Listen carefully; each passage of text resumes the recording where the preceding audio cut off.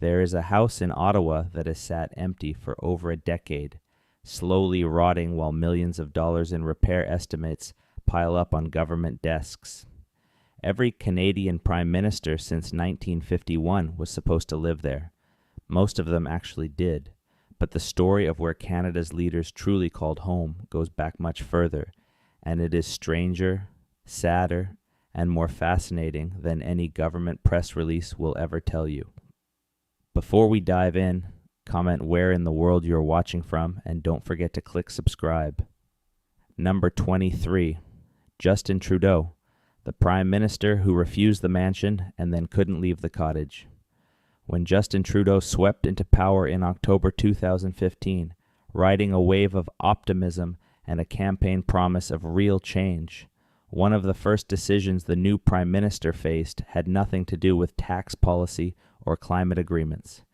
It had to do with a house, and his answer to that question set off a chain of events that would quietly define Canadian housing politics, public spending debates, and the peculiar relationship between the country's leaders and the official residences meant to shelter them for the better part of a decade. The house in question was 24 Sussex Drive, the official residence of the Prime Minister of Canada, a large stone house in the New Edinburgh neighborhood of Ottawa, perched above the Ottawa River. Built in 1868 by Joseph Merrill Currier, a wealthy lumber merchant and later a member of Parliament, the house had been the official prime ministerial residence since 1951. It had hosted every prime minister from Louis Saint Laurent to Stephen Harper. It had sheltered royal visitors, foreign heads of state, heads of government from across the Commonwealth and beyond.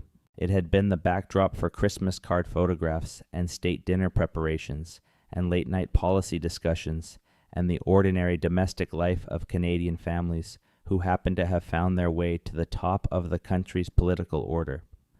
It was also, by the time Trudeau arrived, a building in serious physical distress. The National Capital Commission, the federal agency responsible for maintaining Ottawa's official buildings and public spaces, had been warning successive governments since at least the 1990s that 24 Sussex Drive required a comprehensive renovation. The roof leaked in ways that had damaged interior spaces. The electrical systems were outdated and potentially hazardous. The plumbing was aging. The windows were single pane in a city where winter temperatures regularly dropped to minus 25 or colder, a situation that had been described in official documents as both thermally and financially inefficient. The kitchen had been updated in a piecemeal fashion over the decades, but remained fundamentally a product of an earlier era. The total cost of the renovation required to bring the house up to a reasonable modern standard had been estimated variously at between $20 million and $200 million, depending on the scope of work and which consultant was doing the estimating. Trudeau said it would be wasteful to spend that kind of public money on a private residence when Canadians were still recovering from years of austerity. It was, at the time, a politically savvy move. The optics of a new prime minister immediately authorizing a $100 million renovation of his official home were not attractive, particularly in a political climate where he had promised to run modest deficits in service of strategic investments. The decision to defer felt responsible, fiscally prudent, even a little humble. He and his family, wife Sophie Gregoire Trudeau, and their 3 children, Xavier, Ella Grace, and Hadrian, moved instead into Rideau Cottage, a more modest government-owned home on the grounds of Rideau Hall, the official residence of the Governor-General of Canada. Rideau Cottage is a red brick Victorian house built around 1867, and it sits in a quiet, wooded corner of the expansive Rideau Hall estate in the Rockcliffe Park neighborhood of Ottawa. It had previously been used to house senior staff of the Governor-General and various distinguished guests, and it was comfortable without being grand, functional without being formal. It was, in short, not a house designed to be the home of the head of government of a G7 nation, but it had the significant advantage of actually being livable. The Trudeau family settled into Rideau Cottage and began the process of adapting it to the extraordinary security and communications requirements of a prime ministerial household. New perimeter security was installed. Communication systems were upgraded to meet the standards required for classified briefings and secure calls with foreign leaders. The residence was expanded and modified over the years as the temporary arrangement became, through inertia and the accumulating weight of deferred decisions, a permanent one. The renovation of 24 Sussex Drive remained unfunded, unstarted, and undecided through budget cycle after budget cycle, each year's estimates slightly higher than the last, each year's decision to postpone slightly easier than the first one had been. What made Trudeau's housing situation particularly notable was the way it intersected with his personal life in the public years that followed. His separation from Sophie in August 2023, announced via social media in a joint statement that surprised many Canadians and surprised absolutely no one who had been paying close attention, meant that the family arrangement inside Rideau Cottage had to change. The children largely remained in Ottawa for schooling, and custody arrangements were worked out privately. Trudeau continued to use Rideau Cottage as his official Ottawa base, while Sophie and the children settled into separate arrangements of their own. Throughout his tenure, Trudeau also maintained a private family home in Montreal, the city where he had grown up and built his pre-political life. That Montreal property, situated in the Outremont neighborhood where he had been raised and where he had taught at a local school before entering politics, was the kind of address that politicians rarely discuss openly, but that everyone quietly understands exists. It was where the private man lived when the official demands of Ottawa briefly receded. His announcement in January 2025 that he would be resigning as Liberal leader, following mounting pressure from within his own caucus and a catastrophic collapse in polling numbers in the face of threatening American trade policy and a deeply unpopular carbon pricing regime, did not immediately change his physical circumstances. He remained in Rideau Cottage in a caretaker capacity while the Liberal Party conducted its leadership race, a strange and suspended period of political life in which a man continued to occupy the machinery of government while simultaneously disengaging from it. He left behind a cottage that had become a prime ministerial residence by accident and a mansion by the river that remained, after all those years, exactly as broken as it had been when he arrived. Number 22. Stephen Harper, the private man in the public house. In the public. Stephen Harper moved into 24 Sussex Drive in February 2006 after his Conservative Party won a minority government, ending over a decade of Liberal rule in what felt, at the time, like the beginning of a longer realignment of Canadian politics.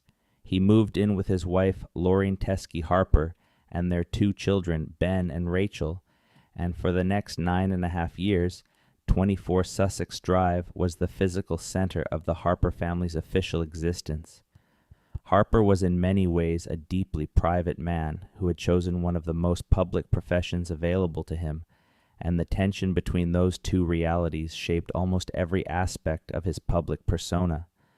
He was brilliant, disciplined, and possessed of a long political memory and a patience for strategic positioning that his opponents consistently underestimated. He was also guarded in personal interactions in a way that occasionally unsettled the Ottawa press gallery, which had grown accustomed to politicians who performed accessibility even when they did not feel it. At 24 Sussex Drive, Harper was reportedly most comfortable in the library, a room lined with books on Canadian history and political biography that represented genuine intellectual interests rather than decorative props. His love of hockey was equally genuine and equally important to his sense of self, and he wrote a serious and well-received history of early professional hockey in Canada during his years in office, a project that colleagues said he worked on in the early mornings and late evenings when official business permitted. The book was an act of historical scholarship that surprised many of his critics and confirmed for his supporters that the man they had always suspected existed behind the careful public persona actually did. During the Harper years, some renovations were carried out at 24 Sussex Drive, though not always the ones that the National Capital Commission's engineers most urgently recommended. The kitchen received attention. Some interior spaces were updated and refreshed. Laureen Harper was interested in the interior design of the official residences and engaged with the renovation questions at a practical level that her husband, by his own account, was happy to leave to her judgment. But the larger structural and mechanical issues continued to accumulate. The official estimates grew. The political will to authorize the spending was never quite available. Outside Ottawa, the Harpers maintained strong and publicly visible ties to Calgary, Alberta, the city that had been Stephen Harper's political base since his early years as a Reform Party MP in the 1990s, and that remained the touchstone of his personal and political identity throughout his federal career. They owned a home in the Willow Park neighborhood of southeast Calgary, a comfortable but unremarkable suburban house that stood as a deliberate contrast to the grandeur of the official residence on the Ottawa River. Calgary, and more broadly Western Canada, represented the version of Harper that his supporters understood most viscerally, the man who grasped the resentments and aspirations of a region that had long felt overlooked by the federal establishment, concentrated in the cities of central Canada. When Harper lost the October 2015 election to Justin Trudeau, he vacated 24 Sussex Drive and departed Ottawa with what observers described as a notable lack of sentimentality. He returned to Calgary, to the private sector, to writing and international consulting work, and to the quiet engagement with conservative politics globally that has defined his post-political years. He and Laureen separated in 2020, and he has since maintained a more private existence, doing the work that interests him without the obligation to maintain the careful public presentation that 9.5 years in the Prime Minister's office had required. He left behind a house that was, if anything, more in need of major renovation than when he had arrived. Number 20, as in 1, Paul Martin, the shipping magnate who found peace at Harrington Lake. Paul Martin came to the Prime Ministership in December 2003 as a man who had been preparing for the role for longer than most of his colleagues had been in politics. He had served as Jean Chrétien's finance minister through the deficit-slaying years of the mid-1990s, had been the dominant figure in the Liberal Party's internal political economy for nearly a decade, and had orchestrated his leadership campaign with the meticulous care of someone who understands that the most important political project is often the one you cannot discuss publicly. When he finally arrived at Langevin Block as Prime Minister, he brought with him the expectations of a party that had waited patiently and the weight of a governing record that the sponsorship scandal was already beginning to erode. Martin moved into 24 Sussex Drive with his wife, Sheila, Anne, Cowan Martin, and they occupied it with the relaxed familiarity of people who were entirely comfortable with the idea of living in a significant house. Paul Martin was a wealthy man by any measure. His father, Paul Martin Sr., had been one of the most distinguished cabinet ministers in Canadian history, serving under Pearson and in the early Trudeau years, and the family had long inhabited the upper reaches of the Liberal Party's social and political world. Paul Jr. had built his own fortune through Canada Steamship Lines, the shipping company he had acquired and grown into an international operation, and the questions about corporate governance and offshore structures that had followed him into politics were a persistent political irritant rather than a genuine legal problem. The official country retreat at Harrington Lake was particularly important to Martin and his family during his time in office. The property, a substantial wooden house on a quiet lake in Gatineau Park, about 40 minutes from Ottawa, by car in normal conditions, had been used by prime ministers as an informal working retreat since the Pearson years. For Martin, it served as a genuine refuge from the pressure of the minority government, circumstances that defined both his terms in office. He could receive documents, hold small meetings, think through policy questions, and simply breathe at Harrington Lake in a way that the formal atmosphere of 24 Sussex Drive and the constant surveillance of Rideau Hall and Parliament Hill made impossible. Martin's tenure was defined by the sponsorship scandal and by minority government. The Gomery Commission inquiry, which he established to investigate the Liberal Party's misuse of public funds in Quebec, was both a principled act of accountability and a political disaster, laying bare in exhaustive televised detail the culture of entitlement that had grown up around the party's Quebec operations during the Chrétien years. The inquiry cleared Martin personally, but tainted his government by proximity, and the election results of January 2006 produced a conservative minority that sent Martin into opposition and then into retirement from political life. After leaving office, Martin returned to Montreal, to the Eastern Townships, where the Martin family had deep roots and where he continued his engagement with international causes, particularly his work on African development, through the Martin Aboriginal Education Initiative and various international poverty reduction efforts. He maintained homes in Montreal and in the townships, living the post-political life of a wealthy and well-connected man who had concluded his public service with more equanimity than many of his predecessors. Number 20. Jean Chrétien, the kid from Shawinigan who ran the country for a decade. Jean Chrétien was born on January 11, 1934, in Shawinigan, Quebec, the 18th of 19 children in a working-class French-Canadian family. His father worked at a pulp mill. The family was Catholic in the deep, communal way that small-town Quebec Catholicism expressed itself in the mid-20th century, and the values that shaped Chrétien, the value of hard work, the suspicion of pretension, the fierce loyalty to family and to place, were the values of a world that liberal, cosmopolitan Ottawa never entirely understood.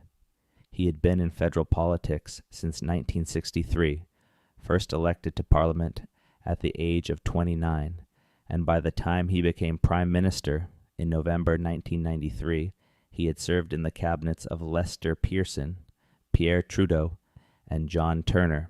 He was the parliamentary veteran of veterans, the man who had seen everything and survived everything, and who brought to the prime ministership a political instinct so finely calibrated that it seemed almost biological rather than learned. Chrétien and his wife Aline moved into 24 Sussex Drive and settled into the official residence with a naturalness that came partly from long familiarity with the official Ottawa world and partly from a genuine comfort with themselves and with each other that some of their more glamorous predecessors had lacked. Aline Chrétien was formidable, devoted, intensely protective, and entirely uninterested in performing the role of political spouse for an audience. She was the Prime Minister's partner in the full sense of the word, and their marriage was one of the most genuinely equal relationships that the official residences had ever sheltered. The famous intruder incident of November 1995 has entered Canadian political mythology. André Dallaire Beausecret's Elais, a deeply troubled man who believed the government was targeting him, entered 24 Sussex Drive in the early morning hours through an unsecured window and made his way toward the Chrétiens' bedroom. Aline Chrétien discovered him outside the bedroom door and slammed the door, waking her husband and barricading them inside while she called security using a bedside telephone. The Prime Minister grabbed a stone sculpture given to him by the Inuit people, intending to use it as a weapon if necessary. Security arrived and restrained the intruder without violence. The photograph of Jean Chrétien in his pajamas, looking with a certain grim satisfaction at the sculpture he had been prepared to use, became one of the most enduring images of his decade in power.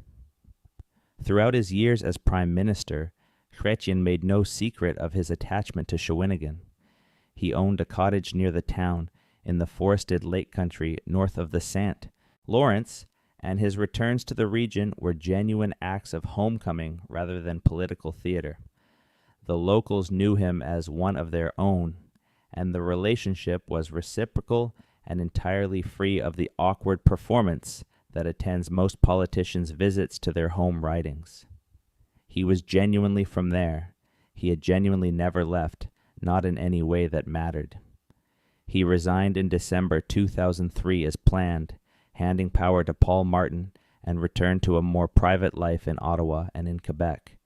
He and Aline continued to live in the capital and to maintain their connection to Shawinigan, and Chrétien remained an active public commentator on Canadian affairs, particularly on constitutional and national unity questions, well into his 80s. He wrote 3 volumes of memoirs that were characteristically direct and characteristically unwilling to perform false modesty about his own accomplishments. Number 19. Kim Campbell, 19 Weeks and the Longest Shadow. Kim Campbell was born Avril Phaedra Douglas Campbell in Port Alberni, British Columbia, in March 1947, and she grew up in the particular culture of mid-century coastal British Columbia, independent-minded, slightly removed from the main currents of Eastern Canadian political culture, and possessed of an intelligence that she was never inclined to downplay for the benefit of those who found it uncomfortable.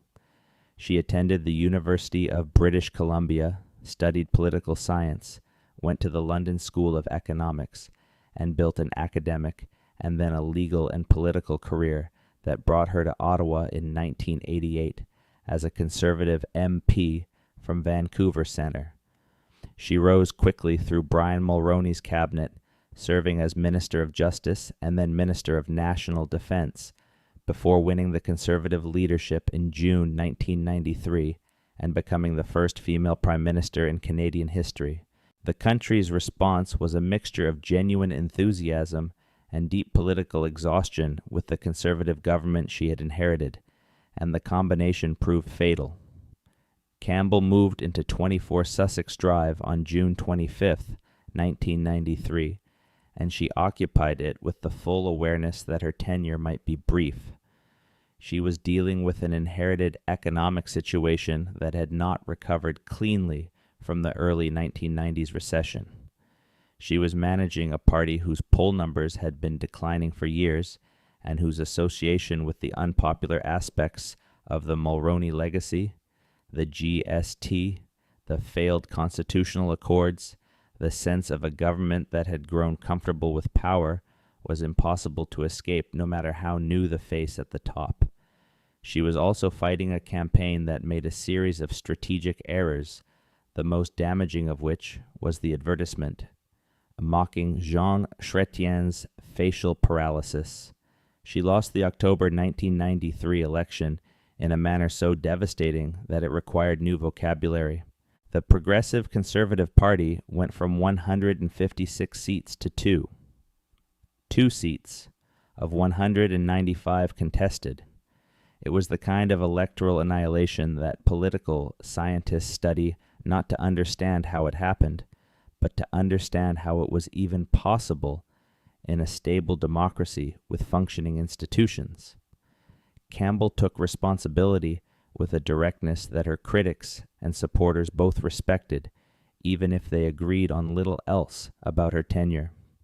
After leaving 24 Sussex Drive in November 1993, she built a genuinely impressive second chapter of her life on the international stage. The Consul, general posting in Los Angeles, the Harvard Fellowship, the Club of Madrid, The regular invitations to address international forums on questions of democratic governance and women's leadership, these were not consolation prizes. They were a different career, built in a different world, and Campbell pursued them with the energy and the intelligence that had always been her most consistent qualities. Her true home throughout all of this remained in many ways British Columbia, or perhaps more accurately, the self-sufficiency of the West Coast that she had absorbed growing up in Port Alberni. She was less rooted to a specific address than to a set of values and a particular cast of mind that the Pacific Coast reliably produces in its most engaged citizens. Number 18, Brian Mulroney, the boy from Baie-Comeau and the making of modern Canada. Brian Mulroney's story begins on the north shore of the St. Lawrence River in Baie-Comeau, Quebec, a company town that existed largely because of the paper mill that Colonel Robert McCormick of the Chicago Tribune had established there in the 1930s. McCormick wanted to control his newsprint supply, so he built a mill in the Quebec wilderness, and around the mill grew a town, and in that town in 1939, Benedict Martin Mulroney and his wife Irene O'Shea welcomed their son Brian. Martin Mulroney was an electrician at the mill. The family was Irish Catholic, working class, and possessed of a particular understanding that ambition was not a sin but a requirement. Brian Mulroney absorbed this understanding completely.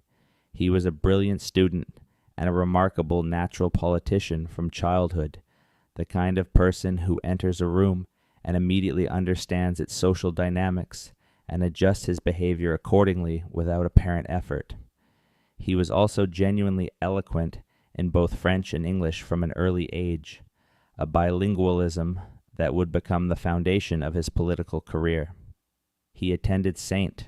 Francis Xavier University in Nova Scotia, where he became active in national progressive conservative politics and made contacts that would sustain him for decades, then studied law at Laval University in Quebec City, developing the deep understanding of Quebec society and French-Canadian political culture that would distinguish him from most of his conservative predecessors. He became a labor lawyer and then a senior executive of Iron Ore Company of Canada, building a business career and a social network that stretched from Bay Street to the boardrooms of Montreal and Quebec City. When he won the conservative leadership in 1983 and then the election of September 1984, winning the largest majority government in Canadian history to that point, he moved into 24 Sussex Drive with his wife, Mila Pivnicki Mulroney, and their 4 children. Mila Mulroney was a force of nature in the official residences, a woman of genuine social gifts who brought elegance, warmth, and considerable organizational energy to the task of running the prime ministerial household. She oversaw renovations to both 24 Sussex Drive and Harrington Lake that reflected her eye for design and her sense that the official residences should project the dignity and the modernity of the Canada that her husband was trying to build. The Mulroney years in office were years of substantial national transformation. The Canada-U.S. Free Trade Agreement, signed in 1988 and expanded to include Mexico as NAFTA in 1994, restructured the Canadian economy in ways that his opponents predicted would be catastrophic, and that turned out, over time, to be foundational.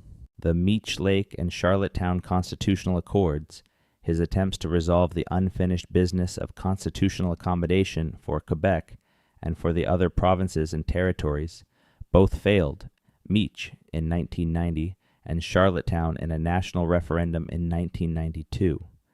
The failures were public and painful and contributed enormously to the sense, by 1993, that his government had run out of both ideas and political capital. After leaving office, the Mulroneys returned to Westmount in Montreal, settling into the grand domestic life of one of Canada's most prominent and prosperous families. They entertained, traveled, maintain the transatlantic networks that decades of high-level political and business engagement had built, and Brian Mulroney continued to be active in international consulting and in the public engagement with Canadian affairs that he clearly found impossible to entirely abandon. He died in February 2024, and the reassessment of his legacy that followed his death was notably more generous than the judgment that history had rendered in the years immediately following his departure from power. Number 17, John Turner. 79 days, 2 elections, and a life lived in Rosedale. John Napier. Turner was, by most assessments, one of the most naturally gifted politicians of his generation, a man of striking physical presence, genuine intellectual capacity, considerable personal charm, and what can only be described as chronic political bad fortune. He was born in Richmond, England in 1929, the son of a British father who died when John was 6, and a Canadian mother, Phyllis Gregory, who returned with her children to Canada and eventually remarried Frank Ross, a prominent British Columbia businessman who later became lieutenant governor of the province. Turner grew up in Ottawa and then in British Columbia, attended the University of British Columbia, won a Rhodes Scholarship to Oxford, studied law at Paris and then at the Bar of England, and returned to Canada to build a legal career in Montreal that quickly brought him to national attention. He was elected to Parliament for the Montreal riding of St. Lawrence-St. George in 1962, entered Pearson's cabinet, survived the transition to Trudeau, served as Minister of Justice and then as Minister of Finance before resigning in 1975 in a disagreement with Trudeau over economic policy and wage and price controls.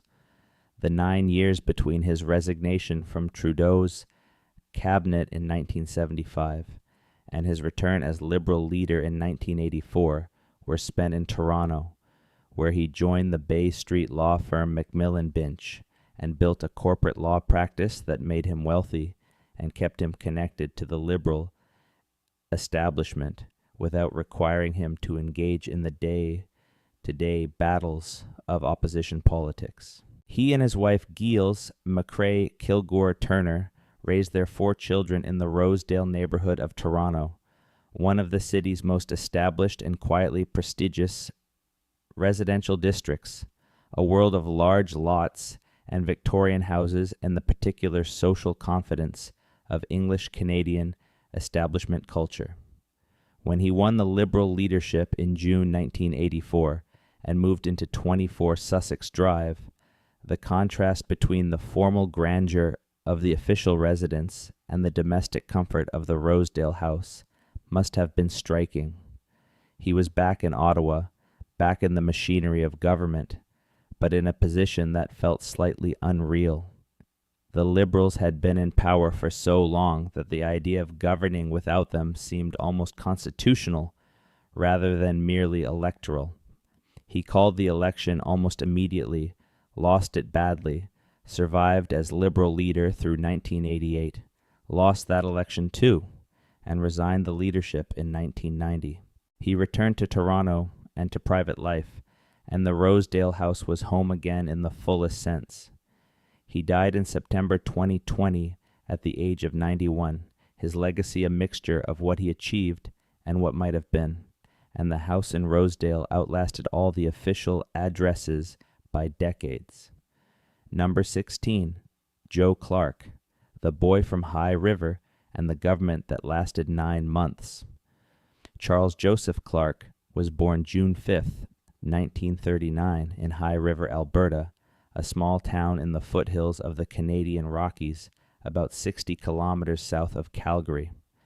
His father, Charles Clark, published the local newspaper, the High River Times, and the family occupied a particular position in the social fabric of small-town southern Alberta, educated, engaged with public affairs, rooted in the values of the region without being defined by its more extreme political currents.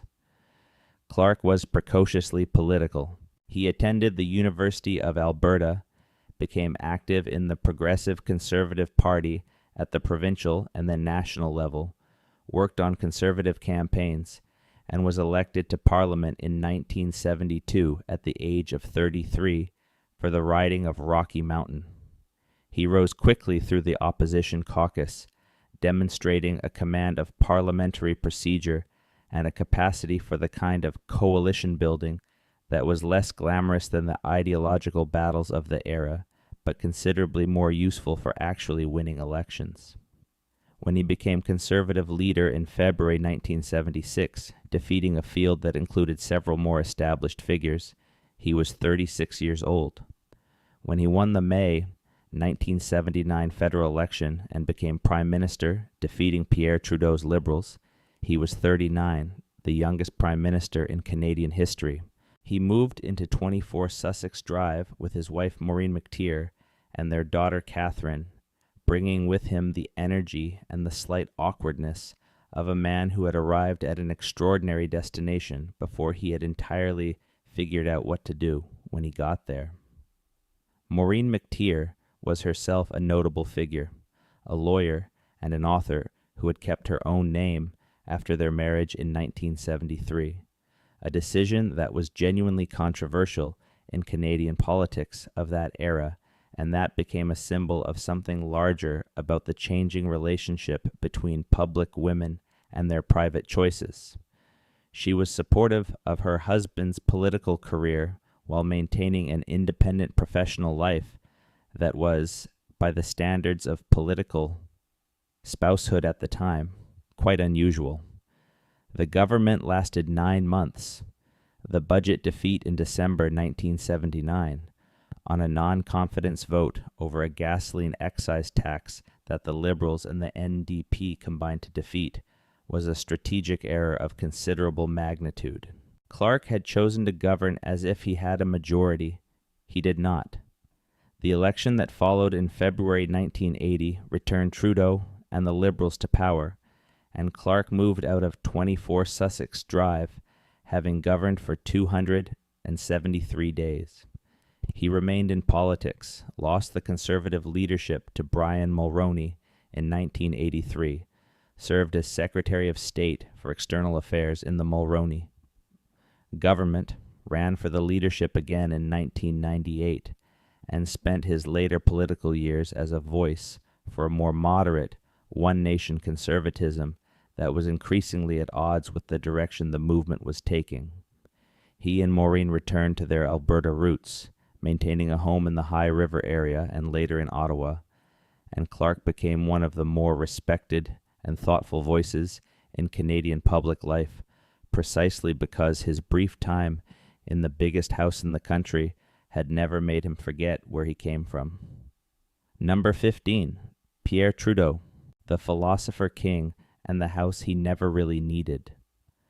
Pierre Elliott Trudeau was born on October 18, 1919, in Montreal, to Joseph Charles-Émile Trudeau, a French-Canadian businessman who had made a substantial fortune through a chain of service stations in Quebec, and Grace Elliott Trudeau, the Scottish-Canadian daughter of a Quebec businessman.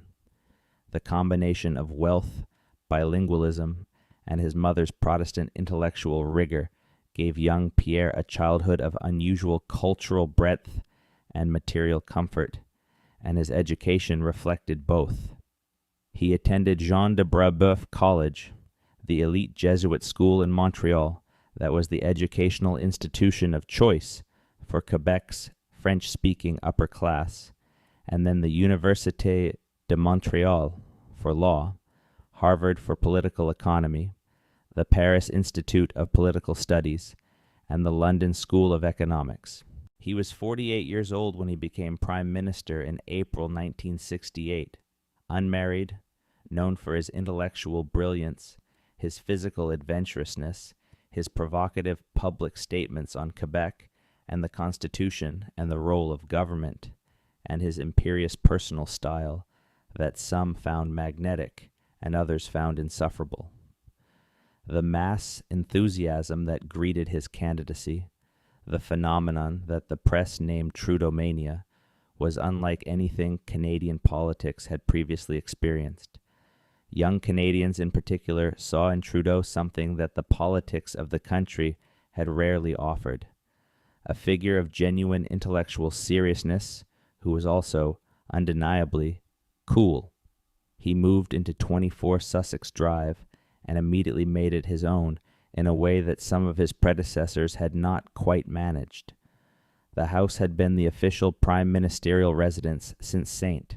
Lawrence time, but Trudeau brought to it the confidence of a man who was entirely comfortable in large spaces and who had grown up surrounded by the kind of material elegance that the Outremont house of his childhood had represented. His private life at the official residence was, by the standards of the era, surprisingly public and surprisingly bohemian. He was known to receive artists, intellectuals, and interesting people from various worlds for informal evenings that were more salon than diplomatic function. His marriage to Margaret Sinclair in March 1971 changed the domestic atmosphere of 24 Sussex Drive profoundly. Margaret was 22 at the time of the wedding, 29 years younger than her husband, the daughter of James Sinclair, a former Liberal cabinet minister from British Columbia. She was beautiful, free-spirited, and constitutionally unsuited to the controlled and surveilled life of the prime ministerial household. The birth of their 3 sons, Justin in 1971, Alexandra in 1973, and Michelle in 1975, gave the official residence a family warmth that it had not previously known, but the marriage itself was deteriorating under the weight of Margaret's mental health struggles, her desire for creative expression and personal freedom, and the irreconcilable difference in temperament between the two of them. The separation in 1977 and the subsequent divorce were publicly painful in ways that the formal constraints of the era made especially difficult. Pierre Trudeau raised the 3 boys essentially as a single father, with the help of household staff and the network of family and friends that the Trudeau social world provided, all while continuing to govern the country through a period of significant constitutional and economic challenge. His private Montreal home, a modernist house in Westmount that he had designed or closely overseen in its design, and that stood as an architectural expression of his intellectual and aesthetic preferences, was his truest domestic address. It was there that he had lived before politics. It was there that he returned after his first resignation in 1979. It was there that he retreated when the official world became too heavy. After his final resignation in 1984, he returned to Montreal and to the Westmount House, resuming private legal practice and remaining one of the most significant figures in Canadian intellectual and political life until his death in September 2000. Number 14, Lester B. Pearson, the Nobel laureate who preferred Harrington Lake to almost anywhere. Lester Bowles. Pearson was born April the 23rd, 1897, in Newtonbrook, Ontario, the son of Edwin Arthur Pearson, a Methodist minister, and Annie Sarah Bowles Pearson. The family moved frequently during his childhood, as his father moved from congregation to congregation across southern Ontario, and this itinerant early life gave Pearson a certain adaptability to circumstance and a freedom from excessive attachment to any single place that would serve him well in a diplomatic career that took him to the 4 corners of the world. He attended Victoria College at the University of Toronto, served in the Canadian Army Medical Corps in the First World War, attended Oxford on a fellowship after the war, and returned to Canada to teach history at the University of Toronto before being recruited into the Department of External Affairs in 1928. His rise through the Foreign Service was remarkable. By the 1940s, he was one of Canada's most distinguished diplomats, serving as ambassador to the United States, playing a significant role in the creation of the United Nations, and building the international reputation that would eventually earn him the Nobel Peace Prize. He became leader of the Liberal Party in 1958, following the party's heavy defeat by Diefenbaker, and he won the April 1963 federal election at the head of a minority government that would prove to be one of the most legislatively productive in Canadian history. The Canada Pension Plan, Universal Medicare, the new maple leaf flag that replaced the Canadian red ensign after a parliamentary debate of remarkable intensity, student loans, the point system for immigration, the Royal Commission on Bilingualism and Biculturalism, these were all products of the Pearson years, achieved through coalition building and parliamentary negotiation that the former diplomat was uniquely equipped to conduct. Pearson and his wife, Marion Elsie Moody. Pearson occupied 24 Sussex Drive throughout his years in office, from 1963 to 1968. Marion Pearson was a woman of considerable intelligence and equally considerable impatience with the social demands of official life. She was known for a wit that could be genuinely acerbic, and for a directness that her husband's diplomatic training had taught him to deploy more selectively. She was devoted to Leicester personally and deeply realistic about the costs of political life, and the combination made her one of the more interesting figures to pass through the official residence. Harrington Lake became during the Pearson years the retreat it would remain for subsequent prime ministers, a place where the demands of the capital could be set aside at least temporarily for the simpler pleasures of the natural world. Pearson loved the outdoors, was a passionate if often unsuccessful golfer, and found in the Gatineau Hills a landscape that suited his temperament in ways that the formal city of Ottawa rarely did. He resigned in April 1968, having delivered the leadership to Pierre Trudeau, and retired to Ottawa, where he died in December 1972.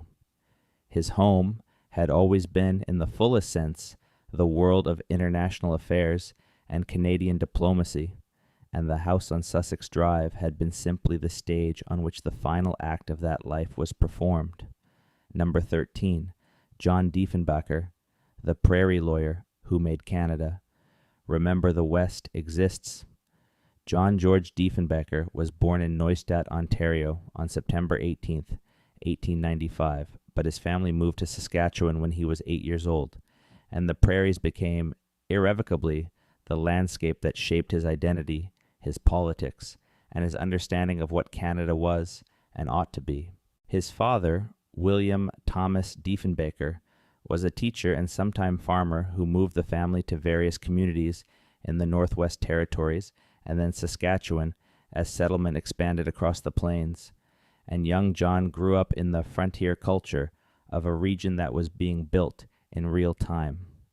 He studied law at the University of Saskatchewan, was called to the bar in 1919 after serving briefly in the First World War, and established a practice in Prince Albert, Saskatchewan, that became one of the most respected in the province.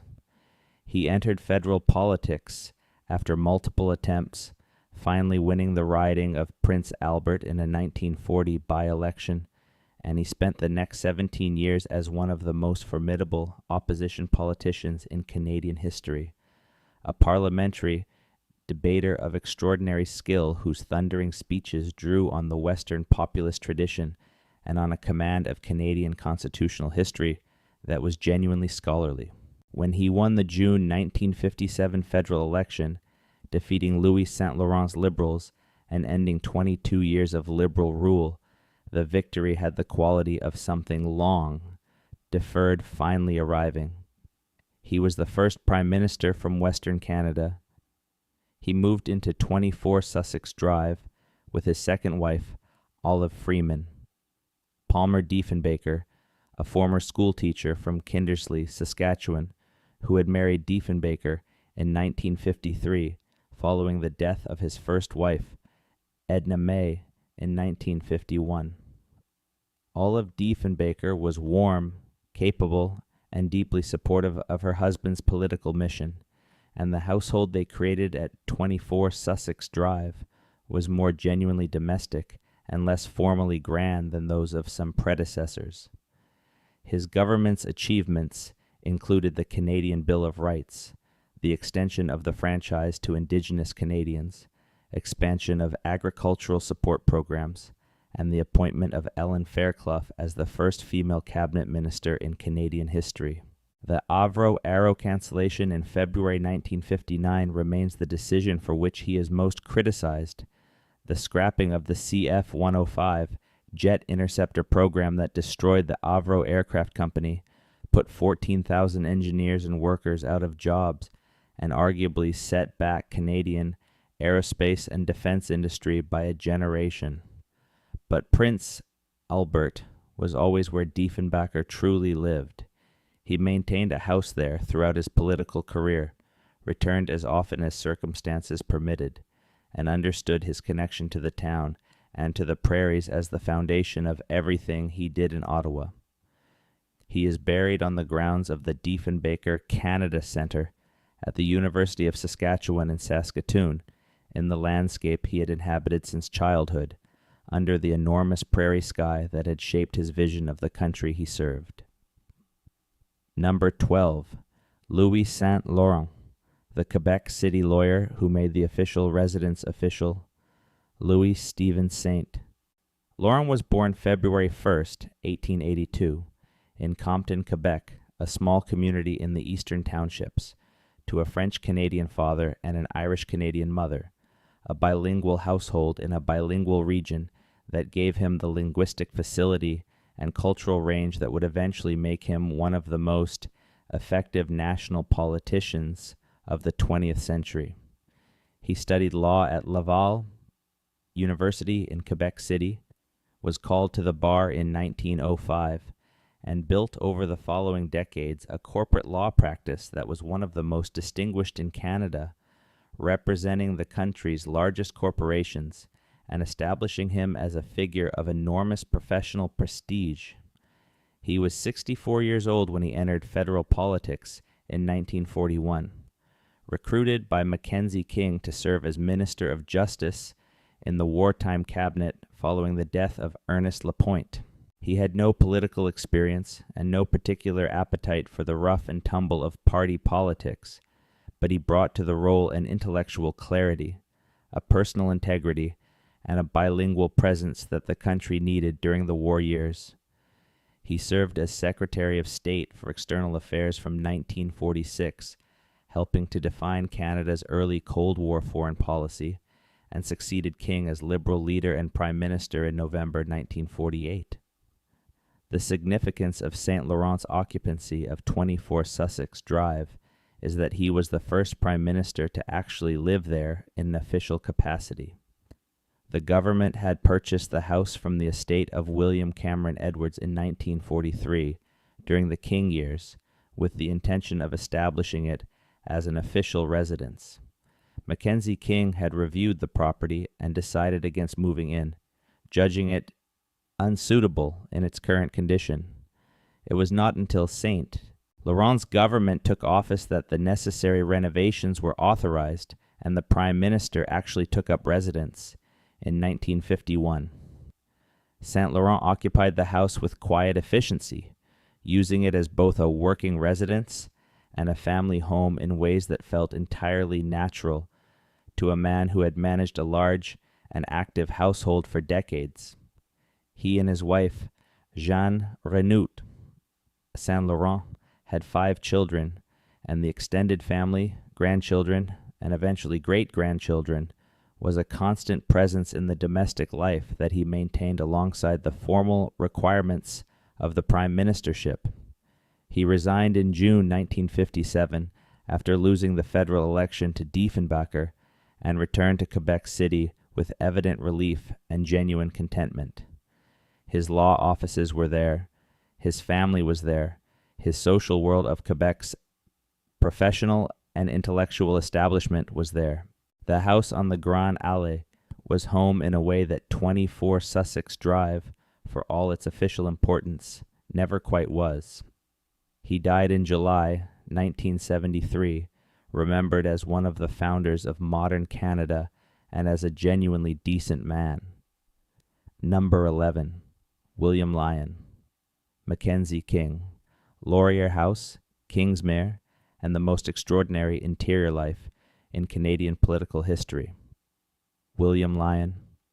Mackenzie King was born December 17th, 1874, in Berlin, Ontario, the town that would rename itself Kitchener in 1916 as anti-German sentiment made the original name politically untenable.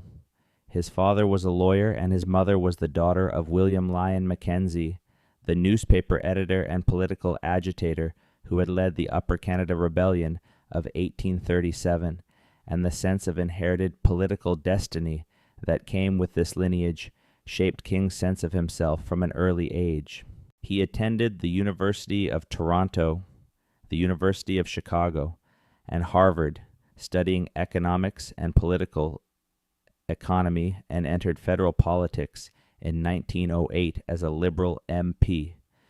He was appointed Canada's first Minister of Labour and demonstrated a talent for negotiation and compromise in labor disputes that drew attention from Laurier and that would define his political style for the rest of his career.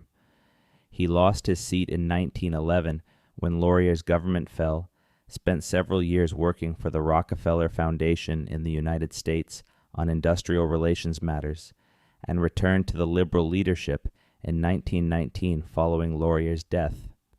He served as Prime Minister for a combined total of 21 years across 3 separate periods, a record of longevity in office that has never been matched in Canada, and that was, at the time of his death, the longest continuous service as Prime Minister of any country in the British Commonwealth. The achievement was the product of extraordinary political skill, remarkable patience, a capacity for absorbing political punishment that would have destroyed lesser men, and a willingness to say different things to different audiences in ways that his critics called hypocrisy and his admirers called statesmanship. King never moved into 24 Sussex Drive. The government purchased the property in 1943 during his final stint as Prime Minister, and King inspected it and decided it required too much renovation to be immediately livable. He continued to occupy Laurier House, the imposing Victorian mansion at 335 Laurier Avenue East in Ottawa's Sandy Hill neighborhood that had been the home of Wilfrid Laurier.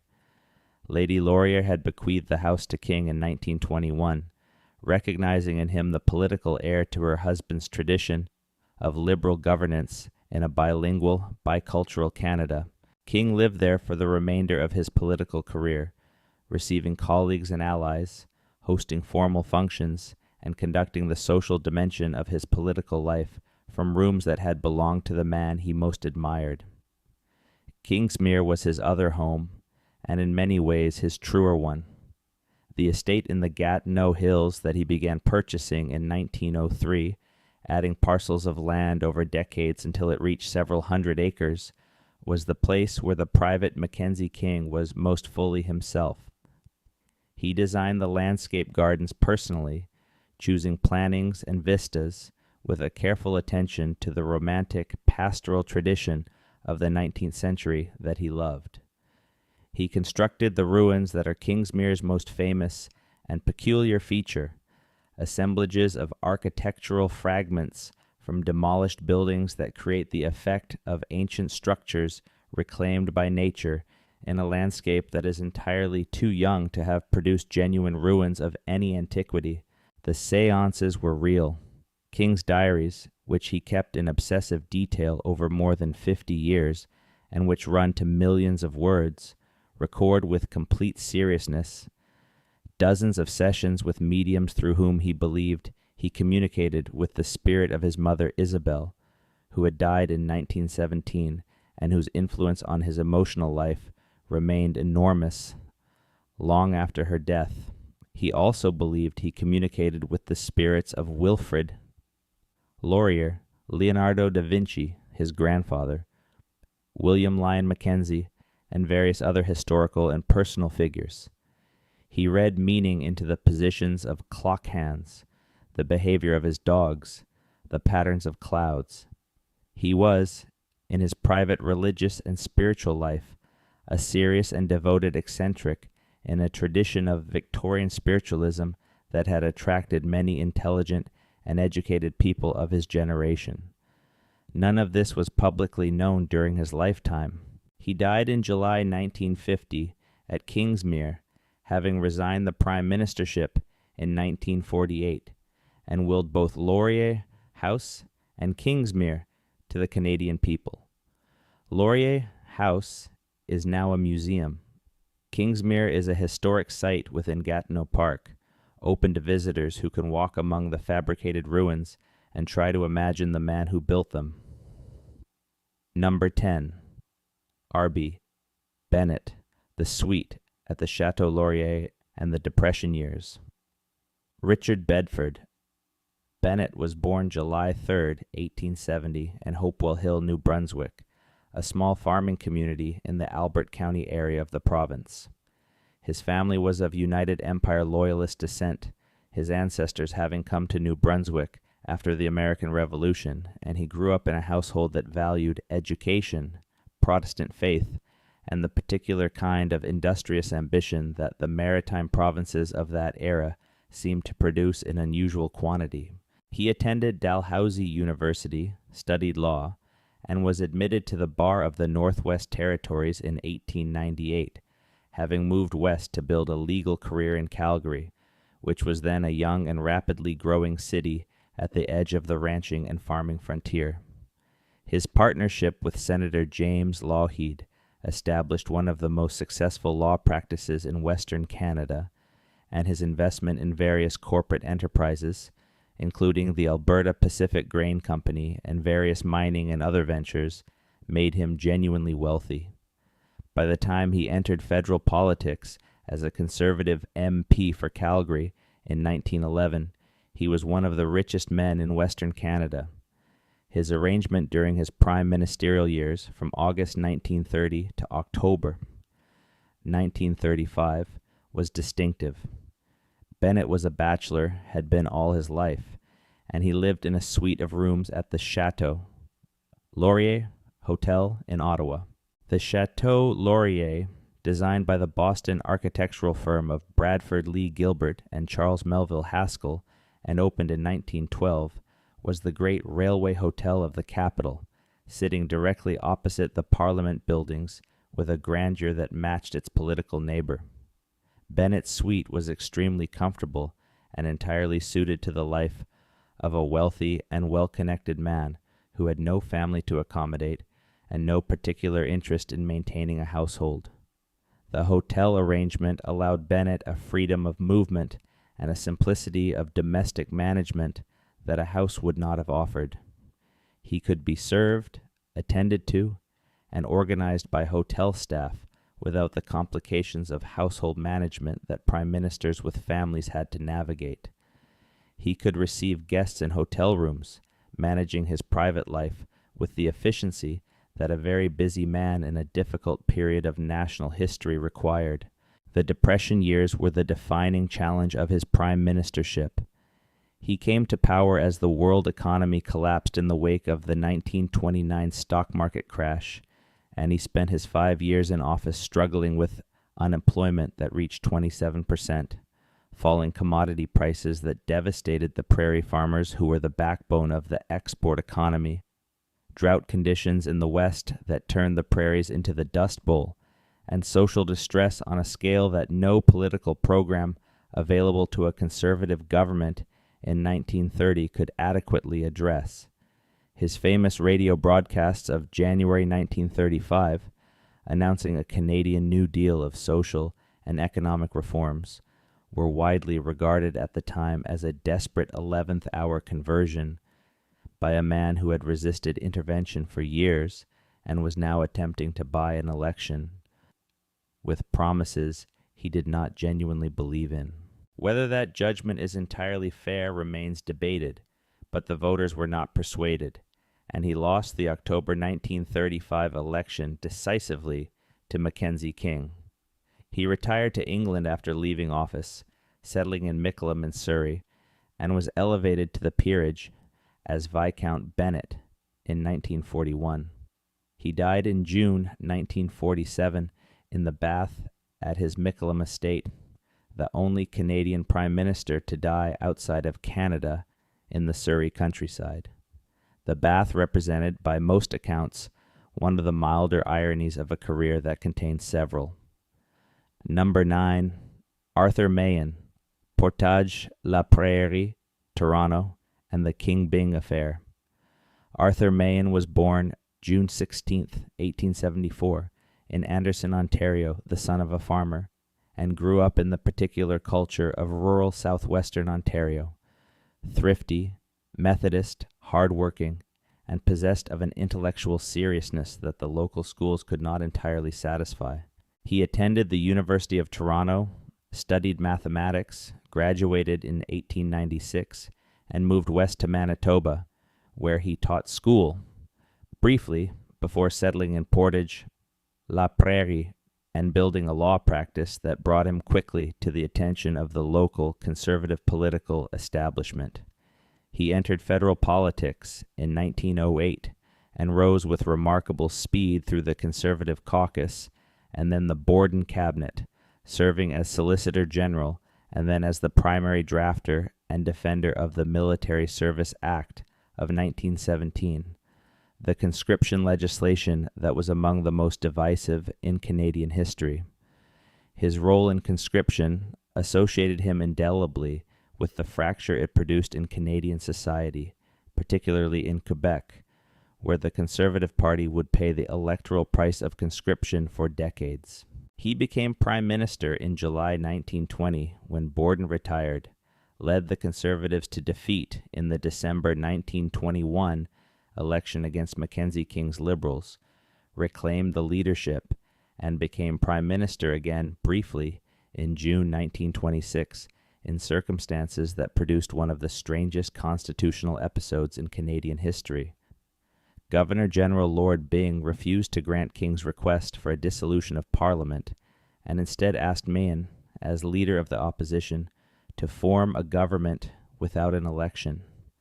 Mahan attempted to do so, but his government was defeated on a non-confidence motion just days later, and Byng then granted Mahan the dissolution he had refused King. The election that followed, fought largely on the constitutional question of Byng's conduct, returned King and the Liberals to power, and Mahan's second stint as Prime Minister had lasted just over 2 months. Throughout both his periods as Prime Minister, there was no official residence, and Mahan lived in private rental accommodation in Ottawa while maintaining his true domestic life in Portage la Prairie, and then following his final departure from active politics in Toronto. He and his wife, Isabel Janet Cox Megan, whom he had married in 1904, raised 3 children in a family life that was considerably more stable and private than his political career might have suggested. He died in Toronto in August 1960, the last of the old school of conservative parliamentarians, outliving most of the political era he had inhabited. Number 8, Robert Borden, Laurier Avenue West and the Weight of a World War. Sir Robert Laird Borden was born June 26, 1854, in Grand Pre, Nova Scotia in the Annapolis Valley, one of the most historically resonant landscapes in Canada. The valley had been the homeland of the Acadians before the deportation of 1755, had been resettled by planters from New England, and had become by Borden's time a prosperous agricultural region with a deep sense of its own history and identity. He grew up on a farm, attended the local schools, and then taught school himself for several years before studying law and being called to the Nova Scotia bar in 1878. He built a law practice in Halifax that quickly became one of the most distinguished in the province, taking on major corporate and public law cases that brought him to national attention. He was elected as a Conservative MP in 1896, the year that Wilfrid Laurier swept the Conservatives from power, and he rose through the opposition party to the leadership in 1901. When he won the federal election of September 1911, defeating Laurier on the naval question and the reciprocity trade agreement with the United States, he moved into Ottawa and took up the prime ministerial responsibilities in the period of relative prosperity that preceded the catastrophe of the First World War. He lived in a house at 403 Laurier Avenue West, a comfortable Edwardian home in the Centertown neighborhood of Ottawa that served as both his official and personal residence throughout his years in power. The war years, from August 1914 until the armistice of November 1918, defined everything about his prime ministership. He committed Canada to the war effort without reservation and without wavering, raised and deployed an army of over 600,000 men, fought the conscription crisis of 1917 against enormous resistance in Quebec and among labor movements, and insisted at the Paris Peace Conference in 1919 that Canada sign the Versailles Treaty as a separate nation rather than as part of the British Empire delegation. His wife, Lady Laura Borden, was his constant companion through these years, managing the household at Laurier Avenue West and accompanying her husband to the extent that his responsibilities permitted. They had no children, and Laura Borden's devotion to her husband's welfare and to the social obligations of official life was the domestic foundation on which his political career rested. After he resigned in July 1920, citing exhaustion after 6 years of wartime and post-war governing, the Bordens returned to a quieter life in Ottawa and in the Nova Scotia summers that both of them loved. Lady Borden died in 1940, and Sir Robert followed in June 1937, both of them having lived long enough to see the approach of the second catastrophe they had hoped the first had made impossible. Number 7. Wilfrid Laurier, the first French-Canadian Prime Minister and the house that became a legend. Sir Henri Charles. Wilfrid Laurier was born November 20th, 1841, in Saint-Lin, a small village in the Laurentian lowlands north of Montreal that would eventually rename itself Saint-Lin-Laurentides in his honor. He came from a family of modest means, his father a land surveyor and occasional farmer, and his early education took an unusual turn when his father arranged for him to board with a Scottish Protestant family in New Glasgow, Quebec, for a year to learn English. The arrangement was an act of remarkable cultural foresight that gave the future prime minister a bilingual fluency and a cross-cultural empathy that would become the foundation of his entire political project. He studied law at McGill University in Montreal, was called to the bar in 1865, and established a practice in Arthabaskaville, Quebec, a small town in the eastern townships that became his home base for the first 3 decades of his political career. He was elected to the Quebec Legislative Assembly in 1871, then to the federal parliament in 1874, and rose through the liberal ranks to the leadership in 1887, inheriting a party that had been out of power for 9 years and that was deeply divided over the execution of Louis Riel and the treatment of French-Canadian interest in the West. He won the election of June 1896 against the Conservatives of Charles Tupper, becoming the first French-Canadian Prime Minister of Canada, and he would hold the office for the next 15 years, the longest continuous prime ministerial tenure in Canadian history at that point.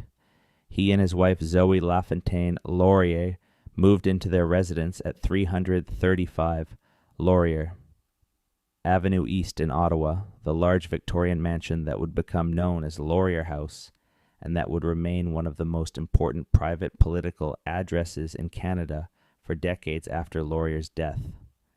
The house became, during the Laurier years, one of the great centers of Canadian political and social life, a place where the Prime Minister's extraordinary personal gifts, his bilingual eloquence, his charm, his genuine commitment to the idea of a Canada in which French and English could coexist in mutual respect, could be exercised in an appropriately distinguished setting.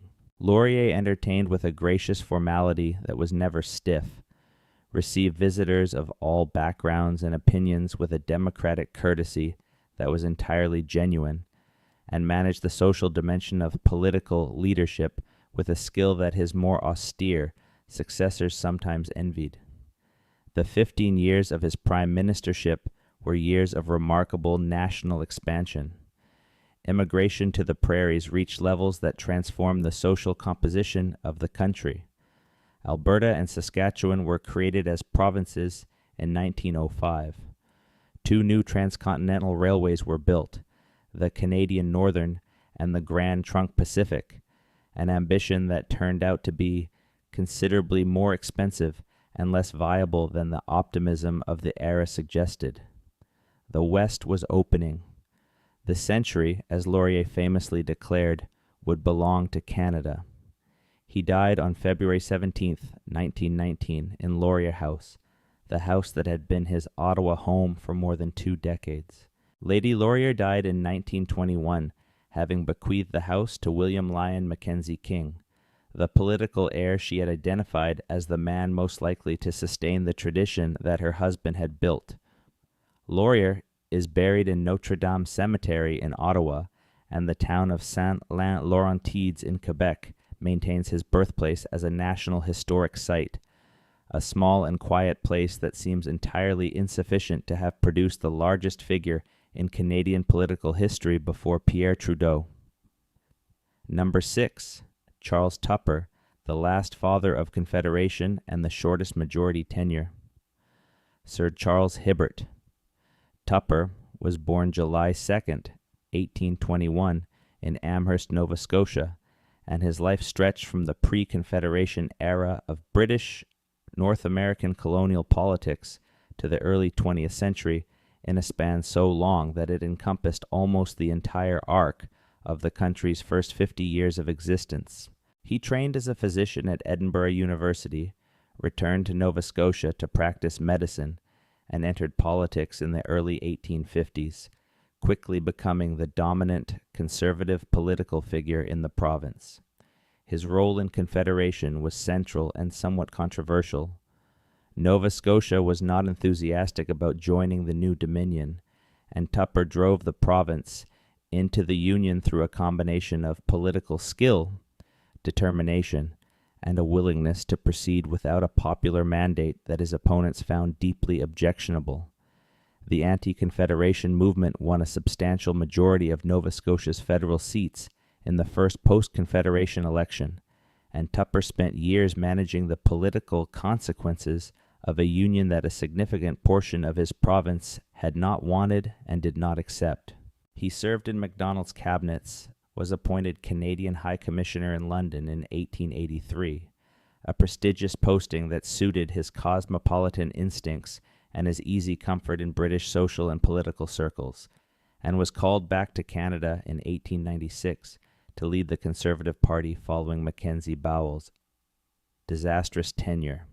He became Prime Minister in May 1896 and led the party into the June election, losing to Wilfrid Laurier in a defeat that was decisive enough to be devastating, but not quite catastrophic enough to end his political career immediately. There was no official prime ministerial residence during his 68 days in office, and the question of where exactly he slept during those 2 months was not one that attracted significant historical attention. His real domestic world was in Halifax and in London, and his post-political years were spent largely in England, first in London and then in Bexley Heath in Kent, where the mild climate and the easy access to English social and professional life suited the last decades of a remarkable career. He died in 1915 at the age of 93, having outlived all of his Confederation contemporaries and having witnessed more Canadian history than any person alive at the time of his death. Number 5. Mackenzie Bowell, Belleville, the nest of traitors, and the end of an era. Sir Mackenzie Bowell was born December the 27th, 1823, in Rickinghall, Suffolk, England, and emigrated with his family to Canada as a child of 10, settling in Belleville, Ontario, where his father found work and where young Mackenzie would spend the rest of his long life. He became a printer, then a newspaper publisher, acquiring the Belleville Intelligencer and building it into the leading newspaper of the region, while simultaneously building his political career as a member and eventually Grand Master of the Orange Order of Canada. The Orange Order, with its roots in Irish Protestant unionism and its complex relationship to the sectarian politics of 19th century British North America, was a significant force in Ontario and throughout English Canada in the era that produced Bowell. His Orangism was sincere rather than opportunistic, and it shaped his political positions, particularly on questions involving French, Canadian, and Catholic rights, in ways that made him a reliable representative of one powerful current in conservative Ontario politics, while making him a deeply divisive figure in the national context.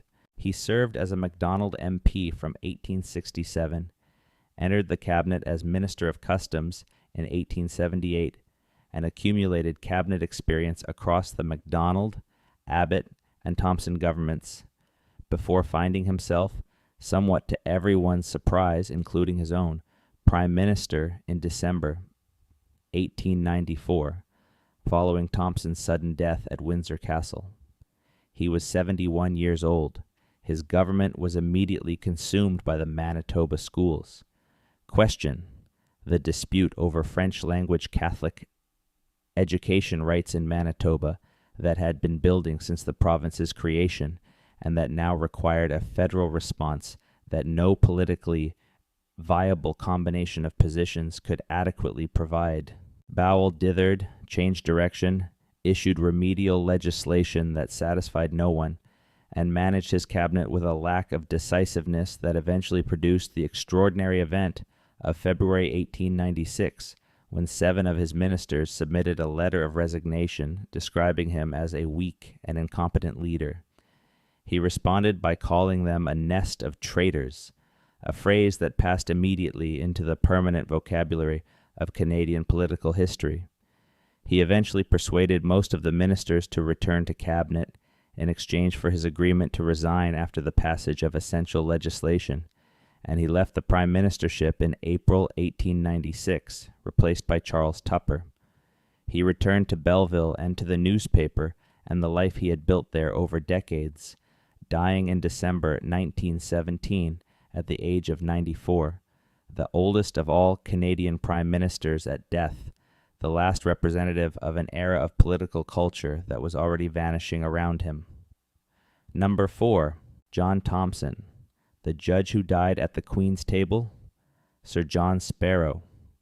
David Thompson was born November 10th, 1845, in Halifax, Nova Scotia, the son of John Sparrow Thompson, a Halifax merchant originally from Waterford, Ireland, and Charlotte Pottinger, who was of Irish background as well.